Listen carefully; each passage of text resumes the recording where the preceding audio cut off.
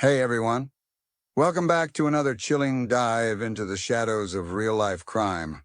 Hey, welcome to another video. Today's story is a haunting mystery, a real case that still baffles investigators and rips through the silence of the North Carolina woods. This is the story of Leah Roberts, a young woman full of promise who set out on a road trip and was never seen again. What happened to her is a question that still echoes through the trees she disappeared into. So sit back and listen closely, because sometimes it's not the monsters in the dark that vanish, it's the lights. Leah Toby Roberts was born on July 23, 1976 in Durham, North Carolina. She was the youngest of three siblings and, by all accounts, a bright, free-spirited woman with an adventurous heart and a kind soul. But like so many who smile for the world, her life had been shadowed by pain. Her father died in 1995 after a long illness, and just a few years later, her mother passed away suddenly from heart disease. Leah was only in her early 20s when she lost both parents. She spiraled into depression, dropped out of college, and was left drifting in a sea of grief. But by 2000, she had started to rebuild. She moved back into her family's home and began finding herself again. She told friends she wanted to live life to the fullest, really live. She became fascinated by the idea of spontaneous road trips, self-discovery, and the beauty of the unknown.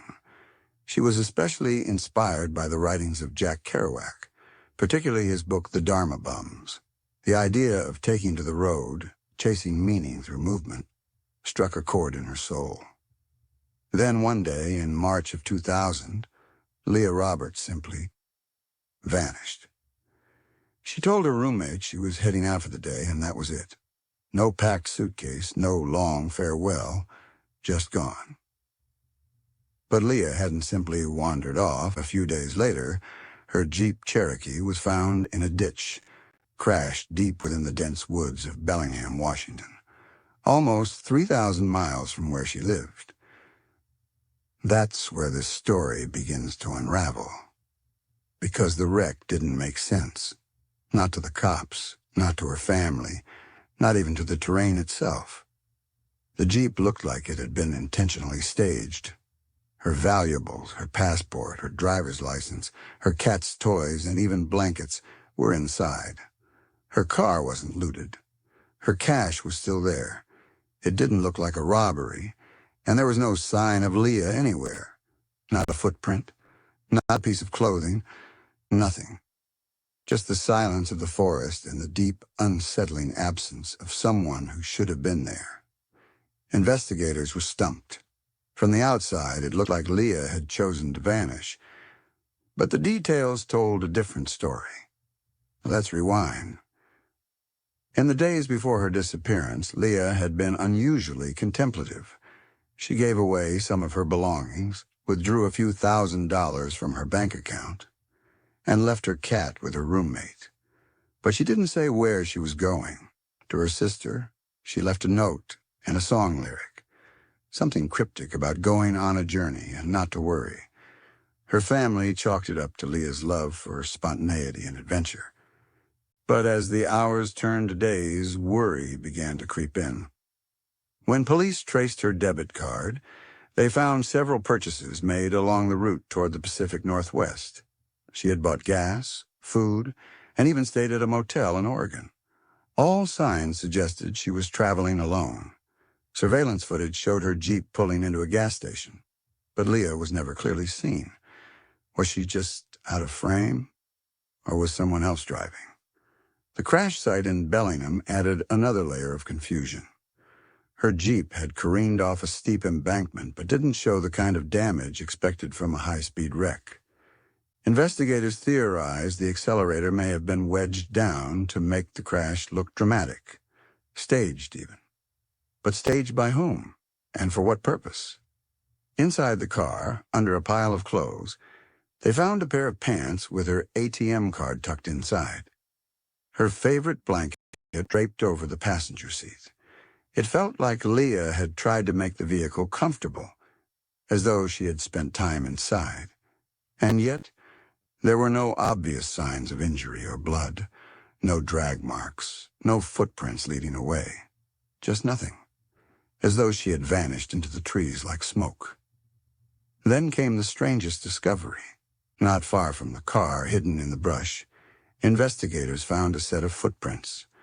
But they didn't lead in any direction. They circled, doubled back, as if someone was watching or waiting. Local authorities searched the area with dogs, helicopters, and heat-sensing technology. They combed the woods for miles, but no trace of Leah was ever found. The media caught wind of the story. The idea of a young woman, vibrant and grieving, chasing a Kerouac-style journey only to vanish in a forest at the edge of the country. It captured attention. But as the public speculated, the family clung to hope. Leah's siblings flew out to Washington to conduct their own search. Her sister, Kara, was convinced Leah wouldn't just disappear. She was spontaneous, yes, but not careless. And she loved her cat, Bee. Leaving without a trace wasn't like her. Then something chilling happened. Several weeks after the Jeep was discovered, a man called the Bellingham Police Department, claiming to have seen a woman matching Leah's description at a nearby gas station. Days after the crash, he said she looked disoriented, possibly scared. But when they asked for more details, his name, contact info, he hung up. When investigators tried to trace the call, it came from a payphone. That tip has never been confirmed. But it wasn't the last. Over the years, there have been multiple alleged sightings of Leah, some as far away as Canada, but none have ever been verified. Each tip ends the same way, in silence. One theory suggests Leah was picked up by someone after the crash. Maybe she was injured, confused, and accepted help from a stranger. But if that's the case, who was that person? And why didn't they come forward? There was no ransom, no communications, no demands. If foul play occurred, it left no fingerprints. Another theory, the one her family refused to accept, was that Leah had planned to disappear, that her grief had reached a point where she simply wanted to vanish into the landscape, start over somewhere no one would find her, that she had used the crash as a cover and walked into the trees to begin again. But that theory never fit, not with her leaving money in the car, not with how much she loved her family, and not with the eerie footprints in the brush that seemed to belong to someone else entirely. Years passed. Investigators came and went. The case went cold. But then in 2006, 6 years after her disappearance, a breakthrough came. A mechanic in Oregon contacted Leah's sister. He claimed that shortly before the crash, he had worked on Leah's Jeep. He remembered her vividly. She was friendly, chatty, and she wasn't alone. According to him, she had been traveling with a man, a tall, thin guy with a beard. He didn't catch the name, but he said they seemed close, intimate, not just strangers. The mechanic never thought to report it. He hadn't heard about the case until years later. But when he saw Leah's photo on a missing person flyer, the memory came back. Police scrambled to trace the lead, but the man described by the mechanic was never identified. And with that, the trail went cold again. The mechanic's tip, the man with the beard, should have reignited the fire in the case. But instead it felt like a gust of wind against a candle's dying flame. Investigators circulated sketches and scoured nearby garages and campsites. Still, no one else could place Leah with a bearded man. There was no motel registry with 2 names, no camera footage showing her accompanied. It was as if whoever he was, he'd been careful, or lucky. Yet the idea of Leah not being alone lingered like smoke in a closed room. The details continued to disturb. Her Jeep had driven off a logging road that barely anyone used. It wasn't visible from the highway. Locals said only people familiar with the area would know that road existed, especially back in 2000. And then there was the way the crash had been staged. A forensic analysis of the vehicle later confirmed something deeply unsettling. Someone had tampered with the car. The hood had been popped open before impact. The engine's wiring had been deliberately loosened. This wasn't the result of an accidental veer off the road. Someone had prepped that crash. Someone had taken time to make it look like an accident. And the question was why? There was no sign Leah had been injured at the scene. No blood on the seatbelt, no broken glass. It was as if the crash was a stage performance, meant for an audience that never arrived. If Leah had been inside the car when it left the road, she should have left signs. But there were none. Just her belongings. Her bank card tucked into her jeans. Her cat's favorite toy. All placed with quiet intention, as if someone had arranged them. The eerie feeling returned to the pit of every investigator's stomach. This didn't feel like a runaway. It felt like a ghost story. Back in North Carolina, Leah's siblings, especially her sister Kara, refused to let the case fade into dust. Kara set up a website dedicated to her sister's story, urging people to come forward. Over time, it became a hub for armchair detectives and people obsessed with cold cases. And while most tips led nowhere, a few cracked the edges of the truth. One message stood out. It came from a hiker who claimed that months after Leah vanished, he'd been camping about 10 miles from the crash site. One night, he heard movement near his camp. Crunching leaves, the sound of soft breathing, and what he believed were footsteps pacing the perimeter. When he emerged from his tent with a flashlight, he caught a glimpse of a figure, a woman with dirty blonde hair, standing just beyond the tree line. When he called out, she bolted into the dark. He thought she was a transient, maybe lost. He never reported it, until years later when he read about Leah's disappearance. It was never confirmed if that sighting was real, but it added fuel to the most haunting theory of all, that Leah had survived the crash and had been hiding in the woods. But from what, or from whom? Some believe she had suffered a mental break, perhaps spurred by her grief or trauma, and had wandered into the forest in a fugue state. It's rare, but not unheard of. Others feared something more sinister, that Leah had been abducted, maybe even kept in captivity, that she'd become the unwilling guest of someone who had lured her in under the guise of kindness or companionship. Still, the question that clawed at everyone's mind was, why Bellingham? Why a quiet, rugged part of Washington state? What had drawn her there? There was one possible answer: Jack Kerouac. In his novel, The Dharma Bums, Kerouac described Mount Baker, just outside of Bellingham, as a place of beauty and escape, a spiritual retreat from the noise of the world. Leah had often quoted that book. Had she come seeking her own version of peace, or had someone used that knowledge against her? The area around the crash site is thick with pine trees, jagged slopes, and winding logging roads that can disappear under fallen branches or overgrowth within weeks. It's a place where time seems to freeze, where a person could vanish and never be found. Local law enforcement brought in cadaver dogs. They searched drainage ditches, abandoned hunting cabins, and even small caves known to exist in the nearby hills. They came up with nothing. No remains, no clothing, no jewelry, not even bones. And still her Jeep sat in the impound lot, haunting the case like a sealed tomb. The airbag had deployed, but the driver's seat was pulled too far forward for Leah's known height. Had someone else been driving? Someone smaller? Or had the seat been adjusted?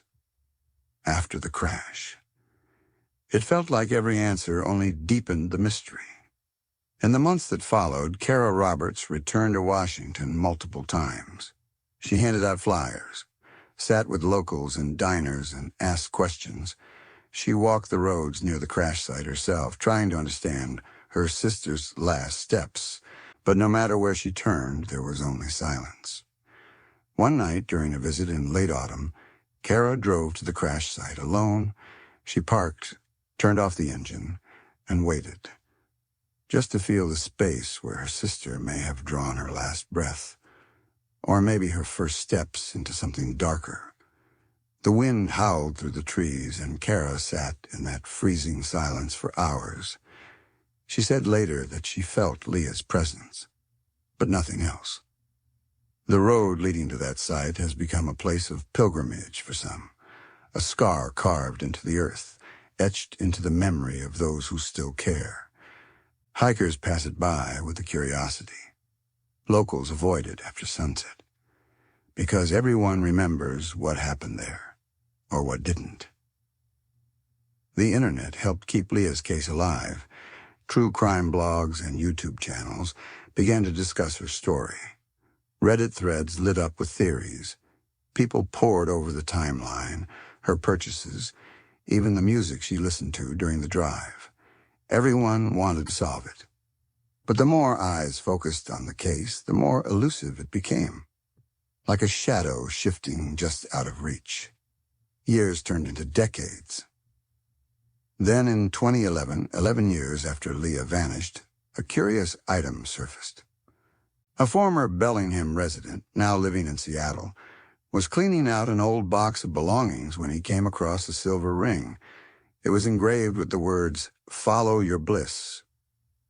The man claimed he didn't remember how he got it, but the phrase matched one Leah had often written in her journals, and when shown photos of her belongings, the family recognized it immediately. It was hers. She'd worn that ring for years. It had never been recovered from the Jeep. So how had it ended up in a stranger's possession a decade later? The man was cooperative. He allowed investigators to search his home, his computer, even his travel history. But no connections were found. He claimed he may have picked the ring up at a second-hand shop, or maybe it had been left in a rental he once owned. The explanation was vague, unsatisfying. But there was nothing to pin him to the crime. Still, it was one more fragment of Leah, resurfacing from the shadows. That ring reignited speculation. Had someone collected Leah's belongings from the crash site? Had she been taken, and her things slowly dispersed? Or had she given the ring to someone, a symbol of farewell? The possibilities kept spiraling. One theory that's long haunted investigators is the possibility of a local predator, someone familiar with the roads, the woods, the isolation, someone who watched her crash, someone who waited. Bellingham has had its share of shadows. In fact, less than a decade before Leah's disappearance, the town was rocked by the arrest of the Bellingham Strangler, Kenneth Bianchi, one half of the Hillside Stranglers, who had murdered 2 women while living there in the late 70s. Though Bianchi had long been behind bars by 2000, his crimes reminded people of something chilling. Monsters don't always live in the big cities. Sometimes they hide in the woods. As of today, Leah Roberts remains a missing person. Her case is still classified as active, though it's grown cold with time. The FBI once got involved, but found no signs of foul play they could pursue. Her dental records and DNA are on file in national databases. Yet no match has ever been made.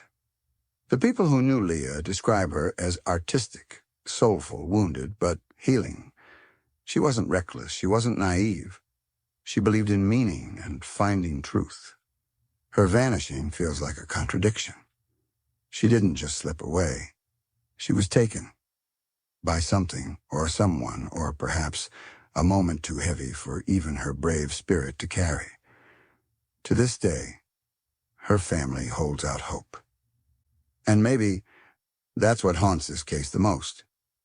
The idea that she's still out there. Maybe she's in hiding. Maybe she's lost. Or maybe she did exactly what she set out to do, disappear completely into the freedom she once dreamed of, into the forest, into the myth. But for the rest of us, there's only the unanswered echo of her footsteps and the question that won't die. Where did Leah Roberts go? By the time the ring surfaced in 2011, hope had faded, but obsession had not. The Leah Roberts case had turned into something more than a mystery. It had become a puzzle that refused to be solved. For law enforcement, for internet sleuths, for her grieving siblings. The silence had become unbearable. Leah had left clues, but not a map. She had made purchases, spoken to a mechanic, left a heartfelt note behind. But each piece unraveled rather than came together. Her crash was not an accident. Her disappearance was not an act of nature. Someone had moved through the shadows beside her, and whoever they were, they never came forward. In desperation, some began to explore fringe theories. One theory suggested Leah had joined a cult, lured in by promises of spiritual awakening. It wasn't completely absurd. The Pacific Northwest has a long history of isolated communities with extreme beliefs. Leah was in a vulnerable place, emotionally and spiritually open. She believed in destiny. She chased enlightenment. What if she'd met someone during her trip? Someone charismatic, convincing, manipulative. But cult activity around Bellingham during 2000 showed no credible links, no missing persons connected, no compounds raided, no arrests. The idea hung in the air, plausible, in theory, but weightless in evidence. Another, more disturbing theory began to creep through forums and podcasts. What if Leah wasn't alone in her Jeep? What if someone had been traveling with her all along, but had erased themselves from the narrative? It had been proven that she visited gas stations. One surveillance tape from Brooks, Oregon, showed her Jeep pulling into a pump. But the angle was poor. The figure exiting the vehicle was blurry, possibly Leah, possibly someone else. There was no timestamp, no clear face. But what chilled everyone was how the figure moved, hurried, glancing over their shoulder, looking nervous. The person never at the gas station. They pumped gas, re-entered the Jeep, and pulled away, alone. The footage didn't confirm anything, but it raised another troubling question. Had Leah been alive at that point, or had someone else been using her vehicle? Police reviewed her debit card activity and cell phone records.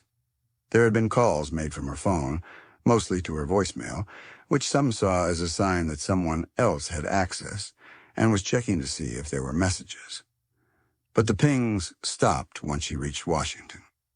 After that, the phone went dark. Digital silence, just like everything else. The investigators decided to bring in someone new, a profiler who had worked on several cold cases involving missing women. He reviewed the crash site photos, the mechanic's statement, the bank records, and the ring that appeared 11 years later. His conclusion was simple and chilling. This wasn't a random disappearance, he said. This was a soft abduction, an emotional, psychological grooming that led to physical control. Whoever did this wasn't impulsive. They were careful, deliberate, and patient. That statement turned attention back to the man described by the mechanic, the thin man with a beard. If he existed, where did he go? Why was there no trail? The mechanic's shop hadn't kept video surveillance, and there were no receipts signed by a second person. But it remained the only eyewitness statement tying Leah to another human being in her final days. Some internet sleuths tried building digital composites. One theory claimed the man was a drifter, a backpacker who moved through towns, taking rides with trusting young women. But no missing persons matched. No violent offenders from the region were linked. The theory dried up like everything else. Then there was the idea of voluntary disappearance. What if Leah had orchestrated it all? The note she left her roommate was philosophical, abstract, almost poetic. It read in part, "I'm not suicidal, I'm the opposite. I want to live, to experience, to find meaning." She had withdrawn thousands of dollars from her account, though most of it was found in the Jeep. She had studied Kerouac, idolized the road trip. What if she had decided to leave everything behind and start over? Change her name, fade into a new life. But that theory always faltered against reality. There was no evidence of identity fraud, no sightings of her using new credentials, no applications for housing, employment, or aid under her Social Security number, no border crossings under similar facial profiles, and perhaps most telling, no contact with her family, not even anonymously. Her sister Kara said it best. If Leah had started over, she would have found a way to tell me she was okay. Even if she couldn't come home, she wouldn't leave us like this. But the more time passed, the more people wondered. Had Leah been lost in the wilderness? Could she have wandered from the crash site and died from exposure? Maybe her body was never found because it was buried beneath the undergrowth or washed into a creek or taken by animals. That was the theory law enforcement leaned on most, but the family rejected it. Kara had walked those woods. Leah's brothers had scoured them with volunteers. No trace, no fabric, no shoes. Not a single item turned up in over 100 hours of foot searches. And cadaver dogs, trained to detect the scent of human remains even years later, picked up nothing. The woods around Bellingham were thick, but not endless. In 2015, a break almost came. A retired detective who had been consulting on Leah's case called the family with news. A body had been found in a shallow grave near a Forest Service road 40 miles from Bellingham. Female, blonde hair, estimated to be in her 20s. No ID, no clothing, no obvious signs of trauma. It matched too many points. The body was sent for forensic analysis. The family waited in agony. But weeks later, the results came back. Not Leah. The woman had died in 1998, long before Leah's road trip ever began. Another dead end. By now, Leah's story had begun to feel more like folklore than fact. She was the free-spirited girl who chased the open road and vanished into it. A ghost on the wind.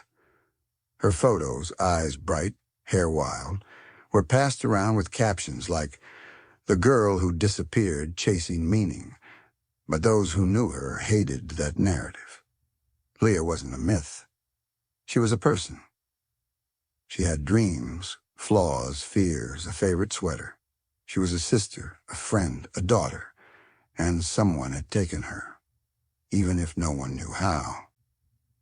In 2018, the Roberts family created a scholarship fund in Leah's name, aimed at supporting young women pursuing creative arts. They didn't want her name to fade into a statistic. They wanted it to mean something. But even as the memorials grew, so did the whispers. The case attracted a small cult following online. Reddit threads exploded with theories. Some believed the bearded man was a long-haul trucker.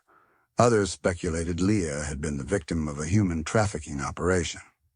But again, no evidence, just speculation.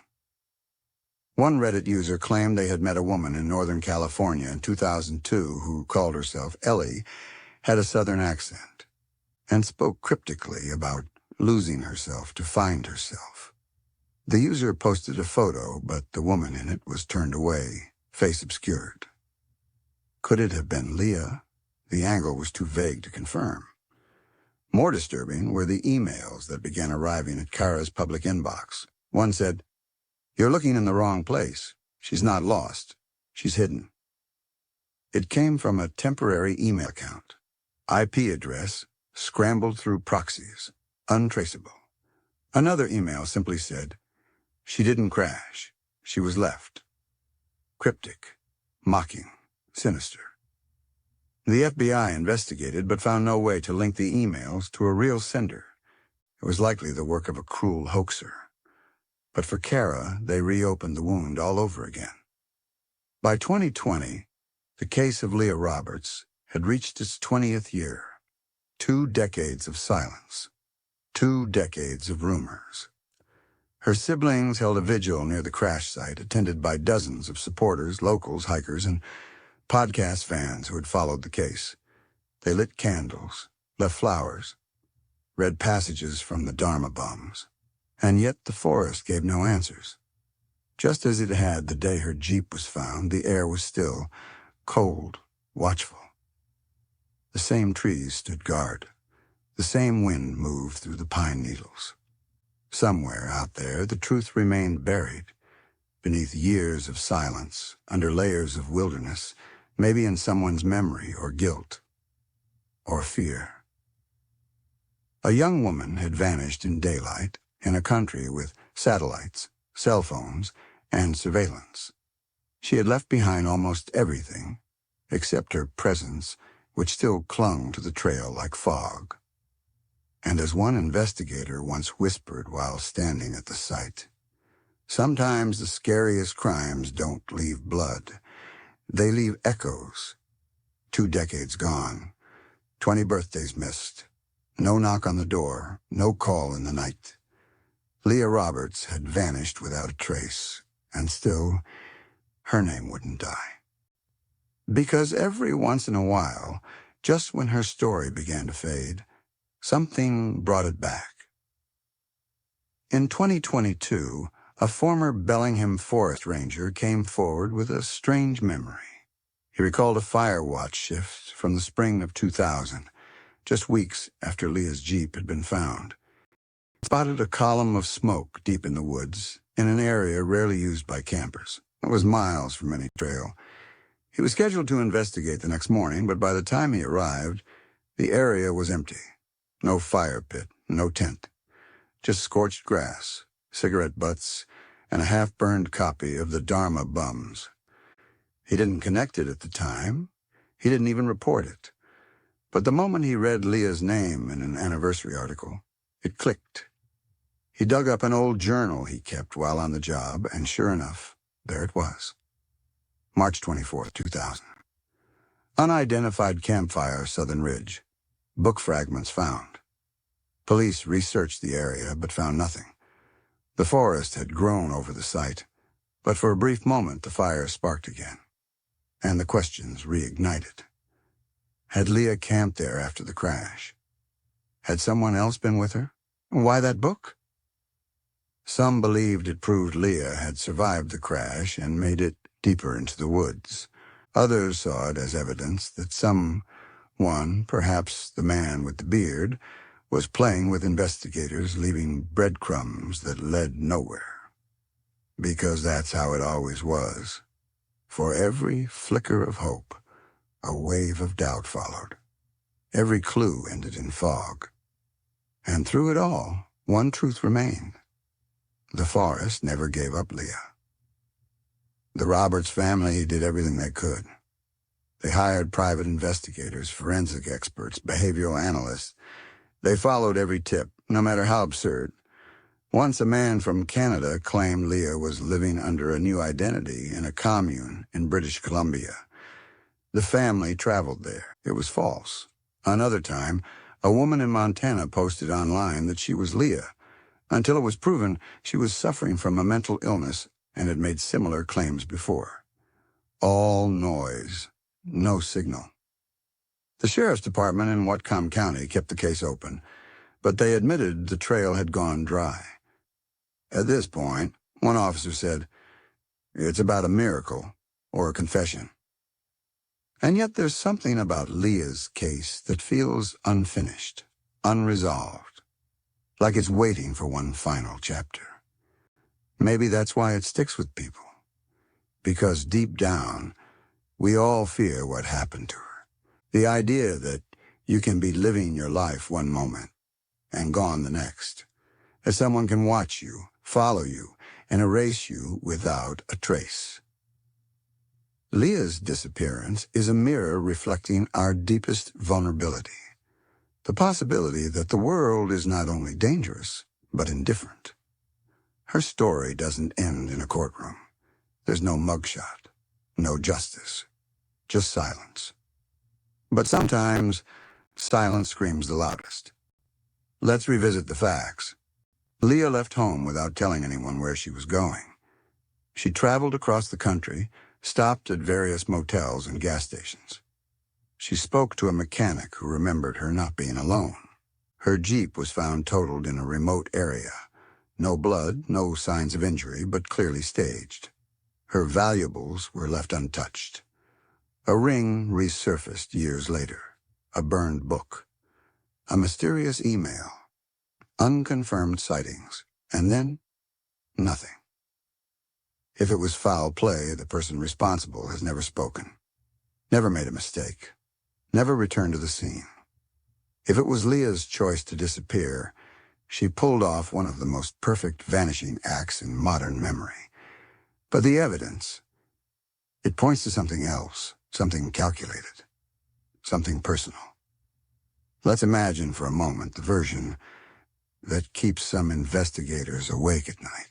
Leah meets someone on her journey, a stranger at a cafe, a hitchhiker, maybe someone online before she left. They connect. She's grieving, vulnerable, open. He's charming, knowledgeable, offers to travel with her. Maybe he shares her love for Kerouac, quotes the same passages. She lets him in, trusts him. They travel west together. But somewhere along the way, things shift. Maybe he's controlling. Maybe he becomes violent. Maybe he realizes she wants to leave, and she won't let him go quietly. So they keep going, into the woods. He stages the crash to cover his tracks, leaves her items in the car to make it look like she disappeared voluntarily. Maybe she's alive for days after. Maybe she's hiding. Maybe he hunts her. That theory has no hard proof, but it fits more than most. Then again, maybe it's even simpler. Maybe Leah pulled off the road to rest. Someone local, a stranger, sees her Jeep, approaches, offers help. She trusts them, accepts a ride, disappears. Sometimes monsters don't need a plan. They just need a moment. The FBI revisited the case in 2023 during a review of unsolved disappearances across the country. It was reopened for review as part of a cold case initiative. A forensic genealogist was brought in to examine unidentified remains that had been cataloged nationwide, but again, no matches were found. In the end, Leah Roberts became something more than a missing person. She became a symbol of unresolved pain, a canvas for fear, hope, grief, and obsession. There are thousands of missing persons cases in the U.S., and most never get the kind of attention Leah's did. But there's a reason hers stays alive. It's the kind of case where the silence is louder than the evidence. Because she didn't vanish from a war zone. She didn't run from the law. She didn't disappear in 1950 before forensic science existed. She vanished in 2000, with a functioning vehicle, money in her pocket, and a heart full of dreams. That shouldn't happen, but it did. Somewhere out there, someone still knows what happened. Maybe it's the man with the beard. Maybe it's someone who saw something and stayed quiet. Maybe it's a person who once held a silver ring and never thought much about it. Maybe it's Leah. And so we're left with the same question that's echoed for 25 years. Where did she go? Did she find peace? Or did she meet someone who took hers away? If you stand at the crash site now, you'll hear the rustling of pine needles, the wind shifting through empty space. It's quiet, almost peaceful. But beneath that quiet, if you listen closely, you might still hear her story unfinished, unanswered. Because Leah Roberts didn't just disappear. She was taken from the road she trusted most. And until her story is known, until the silence is broken, the forest keeps its secret. Thanks for watching. Don't forget to subscribe, like, comment, and share